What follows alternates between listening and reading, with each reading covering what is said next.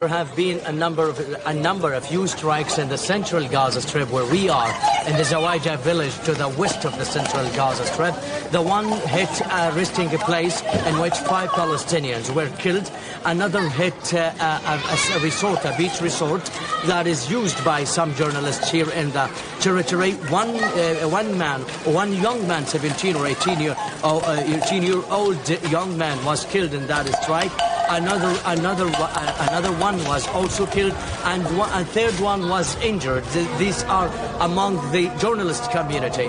That is what happened in the central Gaza Strip. Another strike hit the central Gaza Strip, Mr. refugee camp, in which 2 Palestinians were killed, a father and his son.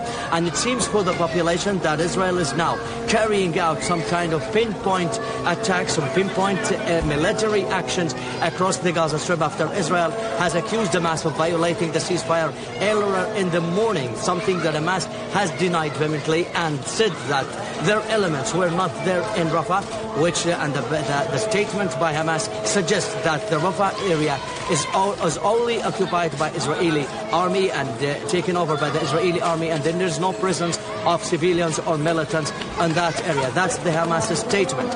In terms of the casualties, they are increasing by hour over the past few hours, as there has been also another strike in the southern Gaza Strip, Asda area in Khan Yunis, south of the Gaza Strip. Another strike hit the northern Jabali refugee camp, in which 2 Palestinians were killed in the northern Gaza Strip. The people here are just expecting the mediators to intervene immediately to stop more hostilities in the territory, because they are actually very exhausted. We have spoken to a number of them, and they suggest and they say that they want this ceasefire to hold, and they want these hostilities to come an end, because they as civilians have nothing to do with whatever going on the ground, especially the lack of supplies, the lack of medical assistance, medical supplies, equipment, and the territory that could not deal with the influx of casualties and injuries in the territory for the time being, and especially hundreds of thousands of Palestinians, displaced ones who have been forcibly out of Gaza and northern Gaza